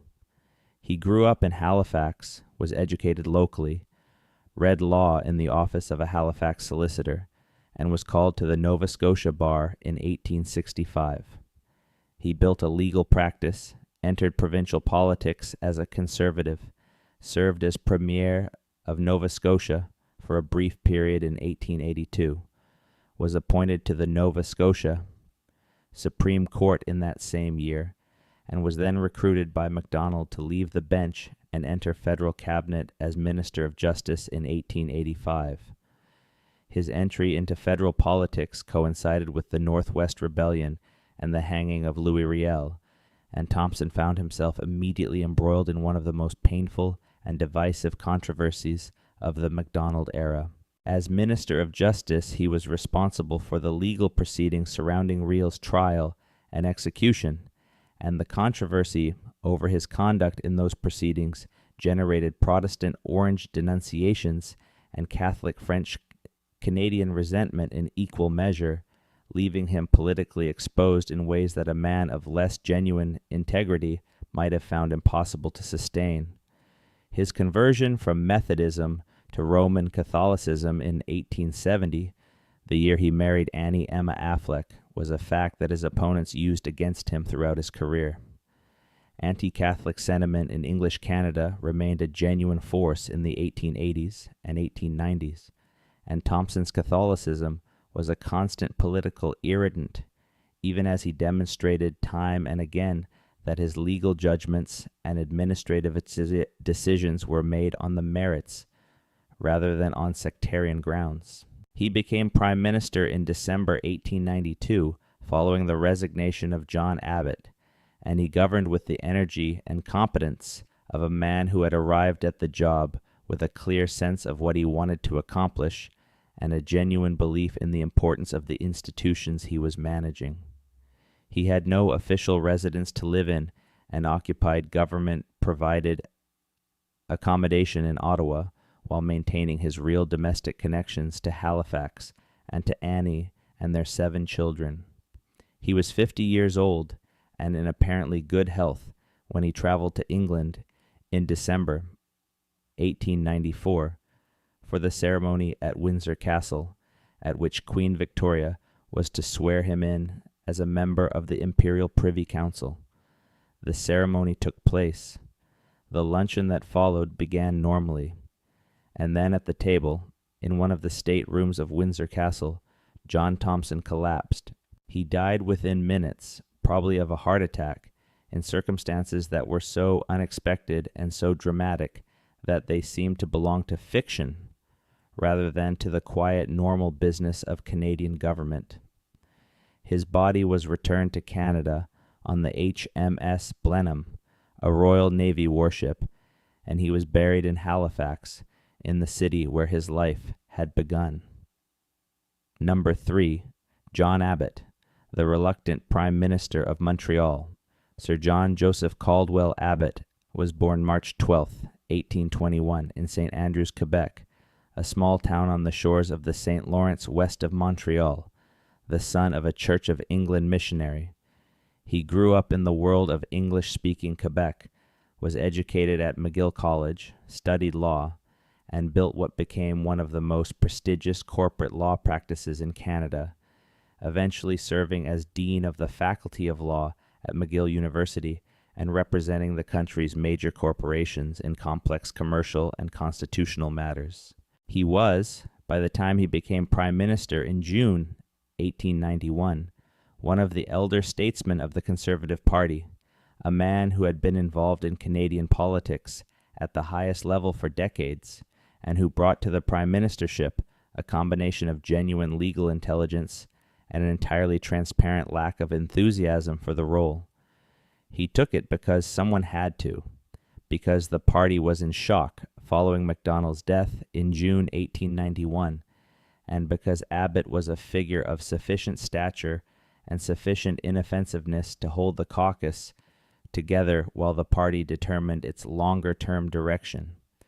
His famous comment about being elected because he was not particularly obnoxious to anybody was not false modesty, but an accurate assessment of the political calculation that had produced his elevation. He served in the Senate rather than the House of Commons, which meant his prime ministership was conducted from the upper house in a way that was constitutionally permissible but somewhat unusual, and he managed the cabinet with the practiced efficiency of a man accustomed to managing large and complex organizations. He resigned in November 1892, citing heart trouble and a general decline in his health that made the demands of the office increasingly difficult to manage, and died in Montreal in October 1893. His house was in Montreal, his law office was in Montreal, his professional and social world was in Montreal, and his brief excursion into the prime ministership had always been understood by everyone, including himself, as a temporary departure from the life he had actually built, rather than its culmination. Number 2, Alexander Mackenzie, the stonemason from Sarnia, and the principles he would not compromise. Alexander Mackenzie was born January 28, 1822, in Logierait, a village in Perthshire, Scotland, the third of 10 children of Alexander Mackenzie, a skilled carpenter and Mary Fleming Mackenzie. He received a basic education at the local school, was apprenticed to a stonemason at the age of 14, and developed the trade skills that would sustain him through his early years in Canada and that would become central to his political identity as a self-made man who had built things with his own hands.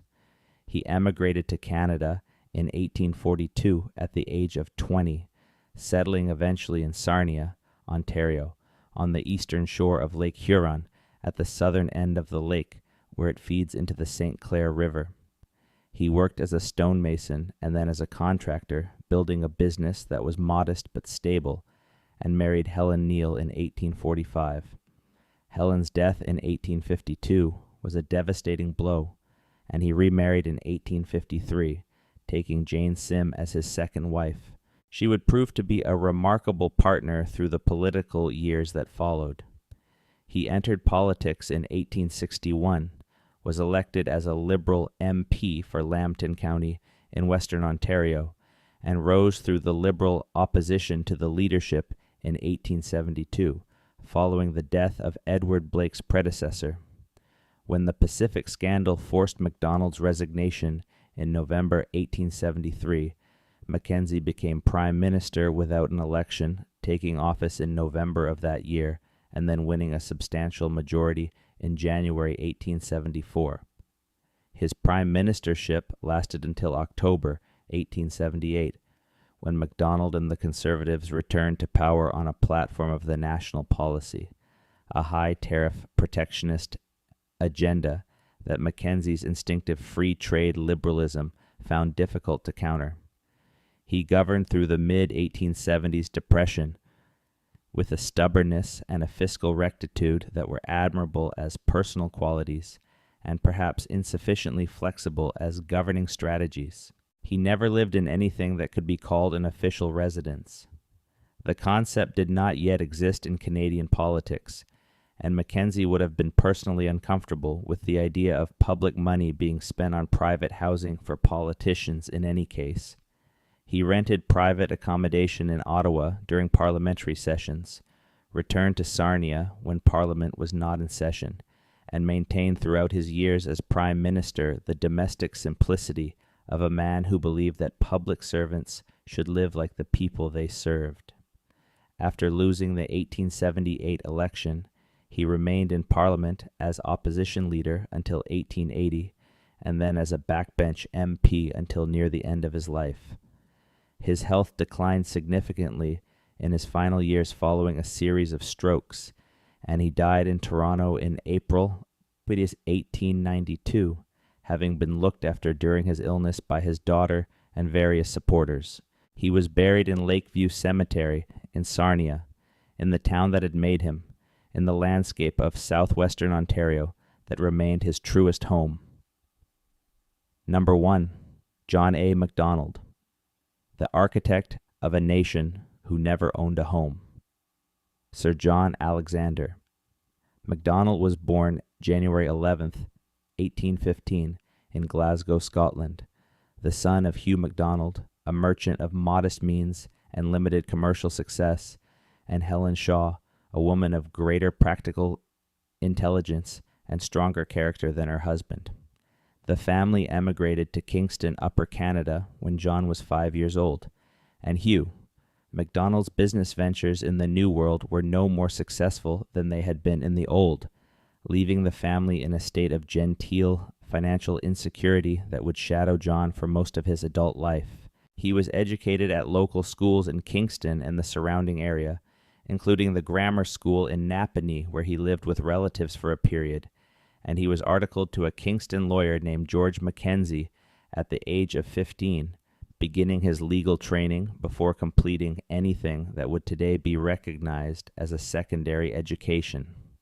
He was called to the bar in 1836 at the age of 21, opened his own law practice in Kingston, and within a decade had established himself as one of the most capable lawyers in Upper Canada. He entered politics in 1843, was elected to the Legislative Assembly of the Province of Canada as a Conservative member for Kingston, and began the extraordinary parliamentary career that would span nearly 50 years and that would produce, among its many consequences, the creation of the Dominion of Canada on July 1st, 1867. His role in the Confederation negotiations of the 1860s, which he approached with a combination of political genius, relentless energy, and an absolute commitment to the idea of a transcontinental nation stretching from the Atlantic to the Pacific, was not merely significant, it was foundational. The country would not exist in the form it does without him. And yet, throughout almost all of that career, John A. Macdonald did not own a permanent home. The financial insecurity of his childhood had been compounded by the financial demands of his political career and by the prolonged illness of his first wife, Isabella Clark, whom he had married in 1843, and whose ill health consumed enormous emotional and financial resources over the 14 years of their marriage, before her death in 1857.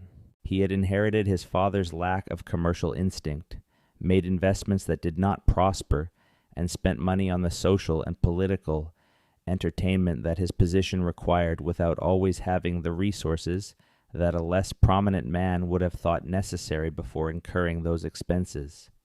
He rented, he borrowed houses from friends, he occupied hotel rooms, he lived in various Ottawa addresses over the years, moving as circumstances and finances permitted, never quite establishing the settled domestic base that his public position seemed to require, and his private resources did not consistently support. His second wife, Agnes Bernard, whom he married in 1867 in a union that proved genuinely happy and personally sustaining, provided a domestic stability that he had not always managed on his own. Earnscliffe, the large stone house in the new Edinburgh neighborhood of Ottawa, overlooking the Ottawa River, was the last and most significant of the rented addresses that served as his official residence. He first rented it in 1882 and occupied it with brief interruptions for the rest of his life. It was a beautiful house, well suited to the dignity of the Prime Minister's position, and Macdonald loved it with a genuine affection. He and Agnes made it a real home, entertained there, raised the children there, and received the steady stream of colleagues, supplicants, and international visitors that the demands of governing a country in its early decades never reduced. He died at Earnscliffe on June 6, 1891, having suffered a massive stroke several days earlier, with Agnes and his son Hugh at his bedside. The nation went into genuine mourning. The funeral was one of the largest public events in Canadian history to that point.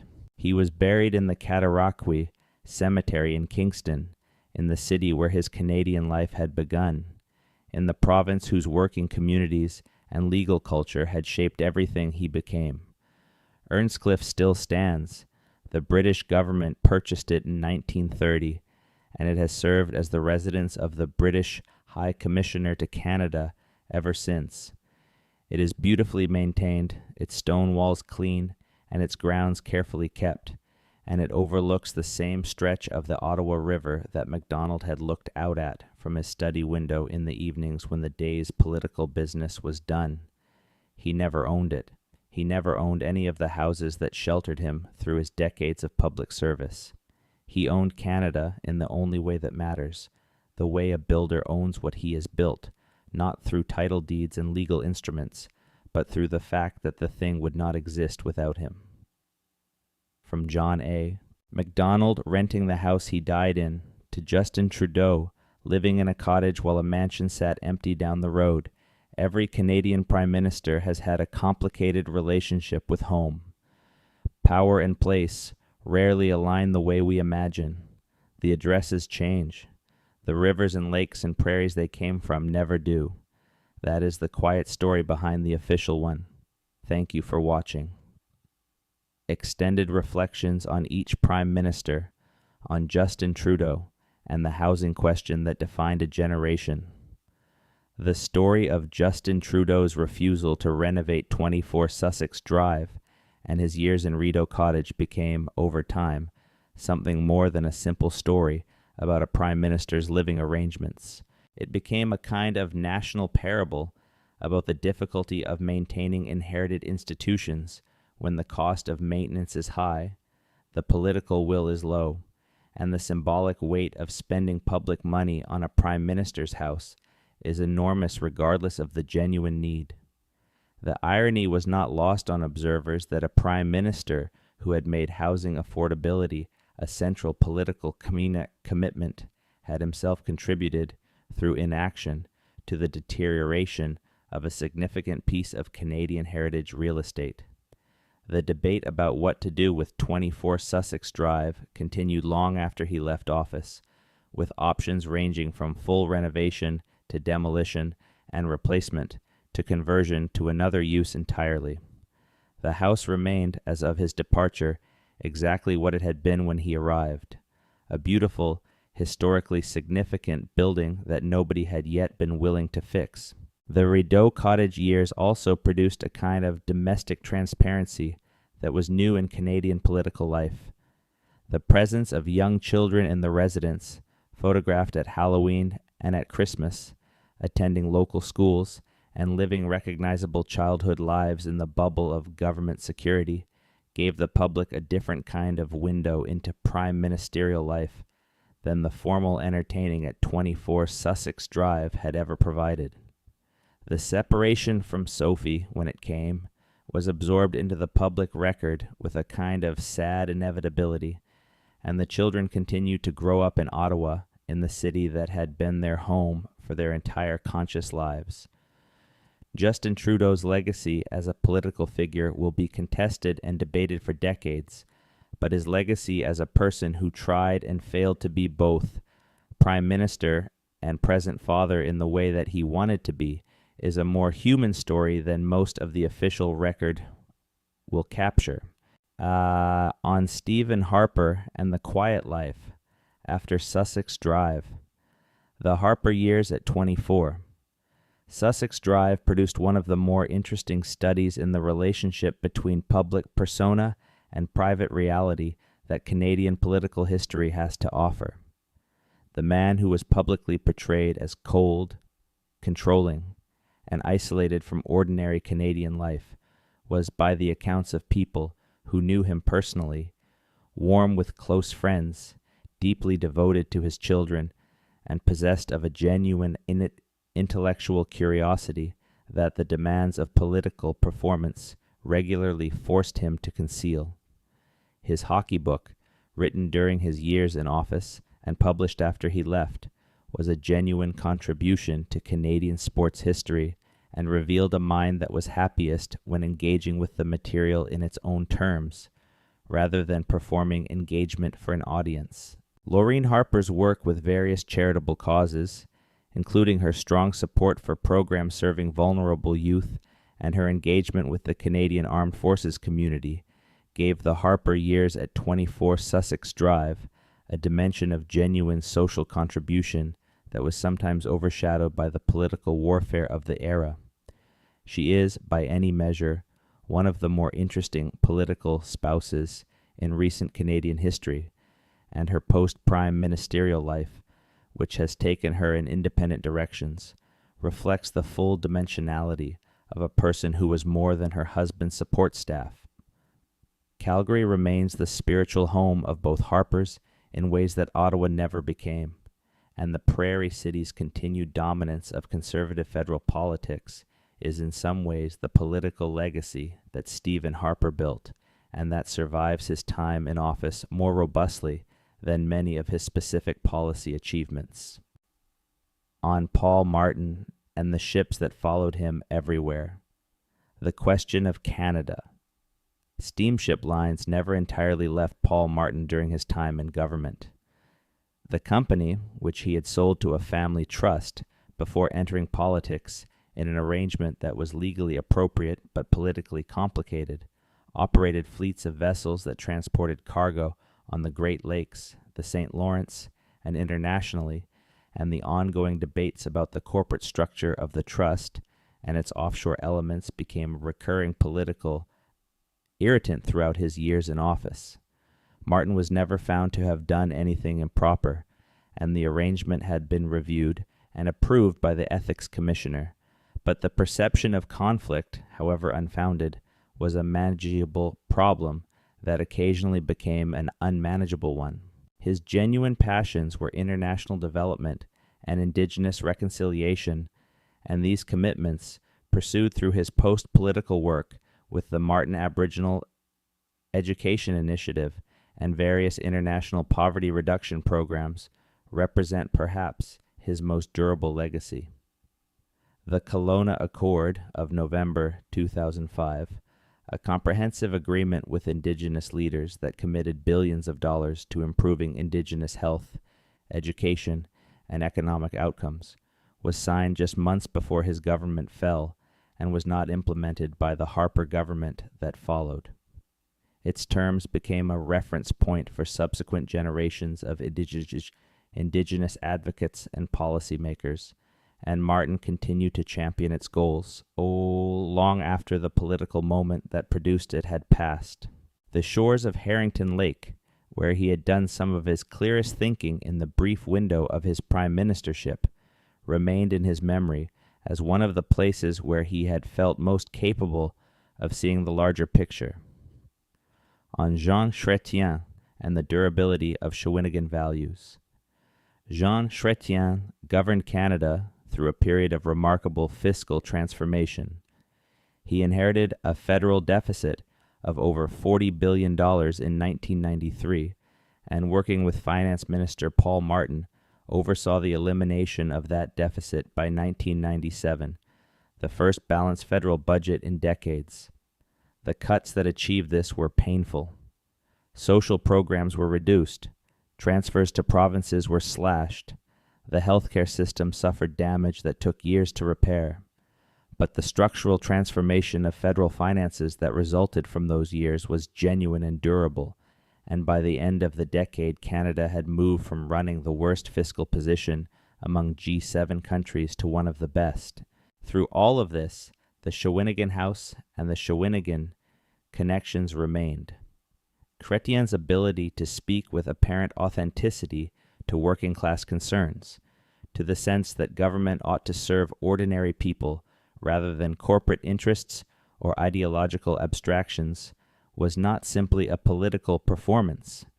It was rooted in an actual experience of ordinary life that the official residence and the motorcades and the security details never entirely obscured. The Chrétien household at 24 Sussex Drive was, by all accounts, a genuinely domestic place where the Prime Minister could be found in the kitchen making toast, where grandchildren visited regularly, and where the formal machinery of official life coexisted with the informal rhythms of a family that had been together for a very long time.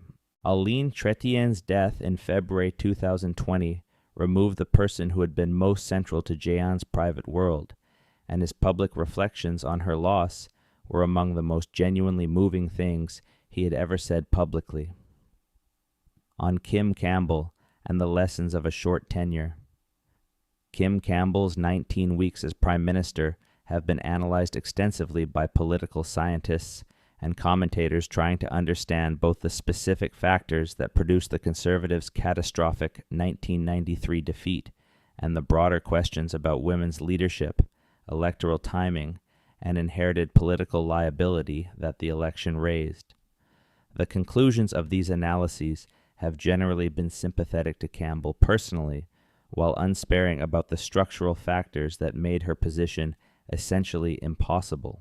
She inherited a government whose time had passed, a party that needed generational renewal it was not yet prepared to undertake, and an electorate that had decided, before she even arrived, that it wanted something different. What the analyses sometimes miss is the personal cost of the experience. Campbell was 52 years old when she won the Conservative leadership, in the prime of her intellectual and professional life, and the concentrated intensity of leading a national election campaign and then absorbing a defeat of historic proportions, all within a matter of months, would have tested anyone's resilience severely. Her decision to rebuild her life outside Canada in Los Angeles and Cambridge and Brussels, and various other cities of the international circuit, was both a practical response to the opportunities available to her and a recognition that the country that had elected and then so comprehensively rejected her was not the easiest place to build the second chapter she was determined to write.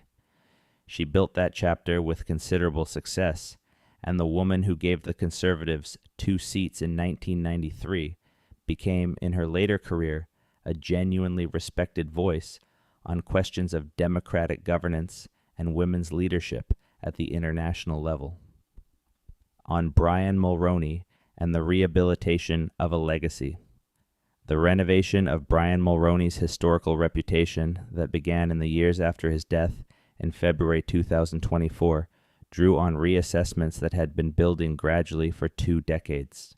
The free trade agreement that he had championed against the fierce opposition of the Liberals, the NDP, artists, intellectuals, and significant portions of the labor movement was by 2024 so completely woven into the fabric of the Canadian economy that its opponents had largely stopped arguing against its existence and focused instead on its terms.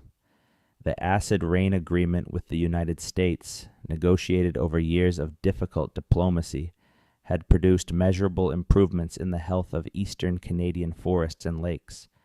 The transformation of Canada-South Africa relations during the campaign against apartheid, in which Mulroney played a personally significant role at Commonwealth summits, had left a legacy that African nations acknowledged long after the events themselves. The debts of his government were real and significant. The constitutional failures were painful and had lasting consequences. The GST, introduced over enormous popular resistance, is now so embedded in the Canadian fiscal structure that it would be essentially impossible to remove, and the political cost of introducing it contributed to the Conservative collapse of 1993. But the private man whom his closest associates described, the man of genuine personal generosity, of fierce family loyalty, of warm and irreverent social gifts, was someone whose full dimensionality the polarized politics of his era had never allowed the public to properly see. The Westmount House, the family, the life he and Mila built together and then rebuilt after the political storms had passed, were perhaps the most accurate measure of the man that the official record never quite captured. On John Turner and the Weight of a Long Wait. The tragedy of John Turner's political career is the tragedy of a man who was born to a role and arrived at it when the conditions for success had changed in ways that no amount of personal talent could compensate for. He was, by almost universal agreement among those who knew him, a man of exceptional ability and personal grace. The physical presence, the memory for names and faces, the genuine interest in people that the best politicians possess and that Turner had in abundance, these were gifts that in different circumstances might have produced a very different political history.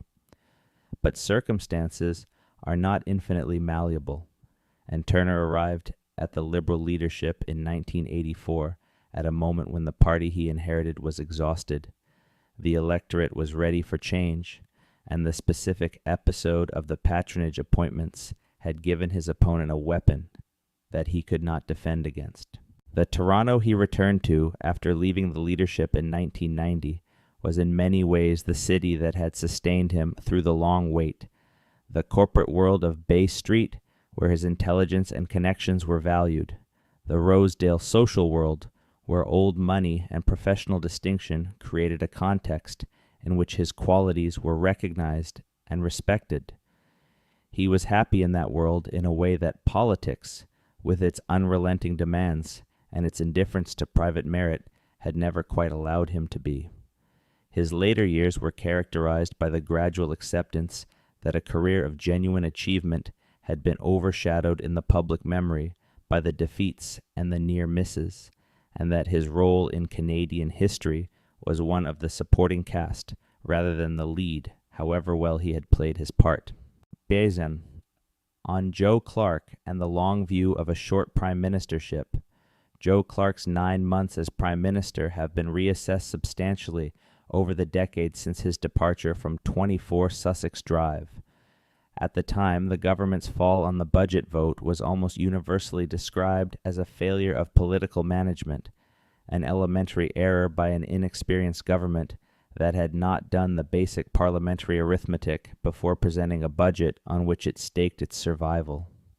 This assessment is not entirely wrong, but it is incomplete. Clark had made a considered decision to govern as if he had a majority, believing that the Liberals and the NDP would not precipitate an election on a budget that contained significant benefits for many of their own constituents. He was wrong about the willingness of the Liberals to force an election, given that they had Trudeau ready to return from his announced retirement. But the strategic logic was not absurd. What Clark did with the rest of his political career after the 1980 defeat and then the 1983 leadership loss to Mulroney demonstrated the qualities that the brevity of his prime ministership had obscured.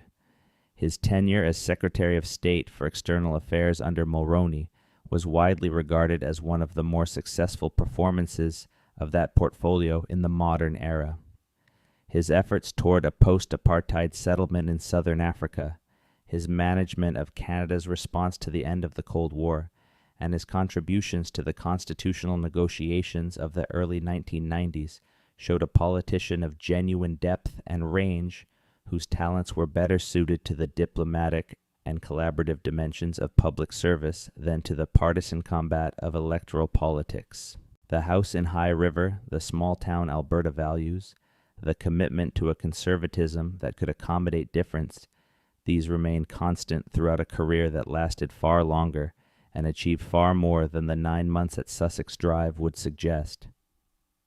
On Pierre Trudeau and the question of belonging, the Westmount house that Pierre Trudeau retreated to after leaving office in 1984 was, in a physical sense, a relatively modest modernist structure that he had designed in collaboration with an architect friend and that stood in deliberate contrast to the grand Victorian mansions that surrounded it in one of Montreal's most established neighborhoods. In every other sense, it was a statement of extraordinary confidence, the residence of a man who had spent 15 years governing Canada and who had arrived at a clear and settled sense of who he was and what he cared about. He wrote, swam, practiced judo, engaged with international, intellectual, and political currents, raised 3 sons with a dedication that his own complex public life had sometimes made difficult to sustain, and maintained a presence in the conversations that mattered to him, without seeking to recapture the power he had given up. The death of his youngest son Michel, killed in an avalanche in British Columbia in November 1998, broke something in Trudeau that the political defeats and the constitutional disappointments and the personal complications of his earlier life had not broken. Friends who saw him in the 18 months between Michel's death and his own in September 2000 described a man who was still present and still himself in essential ways, but who had absorbed a loss that the private man, in all his complexity, had no prepared response for. He died in his Westmount house in the company of his sons Justin and Alexandra on September the 28th, 2000, and the outpouring of public grief that followed spoke to a relationship between the man and the country that transcended the policy debates and constitutional arguments that had defined the official record of his time in power. On Lester Pearson and the art of quiet achievement. The remarkable productivity of the Pearson years in government has always puzzled historians because Pearson led minority governments and faced formidable opposition throughout. The answer lies in Pearson's skill as a negotiator, developed over decades of diplomatic work, and in the extraordinary cabinet he assembled, including Walter Gordon, Mitchell Sharp, Paul Hellyer, Jean Marchand, Gerard Pelletier, and Pierre Trudeau, himself in the government's final period. Marion Pearson's role in sustaining the household that made all of this possible has been undervalued in the historical record, partly because she was so determinedly uninterested in public recognition. Her sharp intelligence and her refusal to perform the expected role of the admiring political spouse made her less visible in the official record, but more interesting to those who actually knew her. The house at 24 Sussex Drive during the Pearson years was a working residence in the fullest sense, a place where the social and intellectual life of government was conducted alongside the domestic life of two people who had made a genuinely committed choice to spend their lives together, with all the complications that the circumstances brought. On John Diefenbaker and the Prairie Vision, the Canadian Bill of Rights that Diefenbaker introduced in 1960 was not legally the constitutional instrument that he might have wished it to be. It was an ordinary statute rather than a constitutional guarantee, and it could be overridden by subsequent legislation, which limited its practical effectiveness. But as a statement of principle, as a declaration that the rights of Canadian citizens ought to be articulated and defended by the federal government, it was genuinely significant, and it laid the groundwork for the constitutional work that Pierre Trudeau would complete 20 years later with the Charter of Rights and Freedoms. Diefenbaker's insistence on the extension of the franchise to Indigenous Canadians over the opposition of those who argued that the practical difficulties were too great was a moral position that reflected the genuine idealism beneath the theatrical populism of his public persona. The house in Prince Albert and the deep prairie roots represented in Diefenbaker's political imagination the Canada that the Eastern establishment had never fully understood or adequately served. His grievance was real even when his proposed remedies were inadequate, and the tradition of Western populist politics that he represented, the sense that the industrial and financial interests of central Canada had been served at the expense of the resource and agricultural interests of the West, has never entirely left Canadian political culture. The Reform Party, the Canadian Alliance, and the Modern Conservative Party all drew on currents that Diefenbaker had channeled, even if they would not always have acknowledged him as their political ancestor. On Louis Saint Laurent and the Quebec City that made him, the Quebec City that shaped Louis Saint Laurent was the Quebec City of the early 20th century, a city of extraordinary physical beauty and considerable cultural confidence that remained, despite the fact of Confederation, in many respects the capital of a distinct French-Canadian civilization that understood itself on its own terms. The legal culture of the city, rooted in the French civil law tradition, rather than the English common law that predominated in most of Canada, the Catholic institutional life that organized education, hospitals, and social services, the particular seriousness of the professional classes who served those institutions, these were the elements of Saint Laurent's formation. His ability to move between that world and the Anglophone business and political world of Ottawa without apparent friction or compromise was, in the late 1940s and 1950s, genuinely unusual, and it reflected both his bilingual upbringing and the particular combination of intellectual flexibility and personal integrity that his legal career had developed.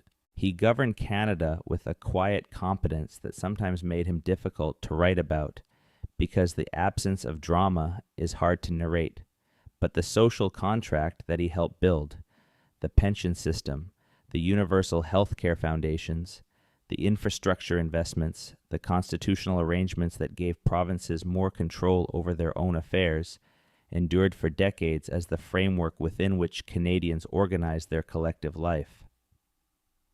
On Mackenzie King and the Legacy of the Strange Man, William Lyon. Mackenzie King's posthumous reputation has gone through several complete revisions since his death in 1950. The first wave, driven by the opening of his diaries and the revelation of the seances and the crystal balls and the romantic and spiritual obsessions, produced a kind of gleeful debunking in which the longest-serving prime minister in Canadian history was recast as a ridiculous eccentric whose success owed more to good fortune and the weakness of his opponents than to any genuine political ability. This reading was always incomplete, and was eventually replaced by a more considered assessment that recognized the extraordinary skill required to govern Canada through the Depression, the Second World War, and the post-war Reconstruction, while maintaining the country's constitutional autonomy and managing its complex regional and linguistic tensions. The complexity of King's character remains fascinating. The public man was controlled, calculating, and capable of a ruthlessness that his gentle persona concealed effectively. The private man was lonely, deeply wounded by the losses of his mother and various close companions, sustained by spiritual practices that would have destroyed any politician who had made them public, and capable of genuine tenderness and loyalty in his closest relationships.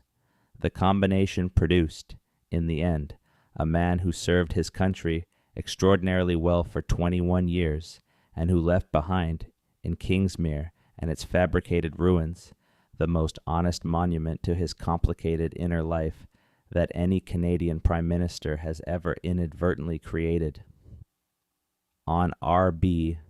Bennett and the English exile.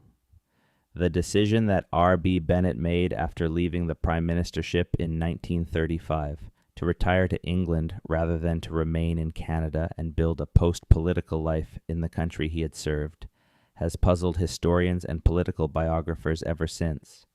He was 65 years old and in good health when he left office. He had the financial resources to live comfortably anywhere he chose.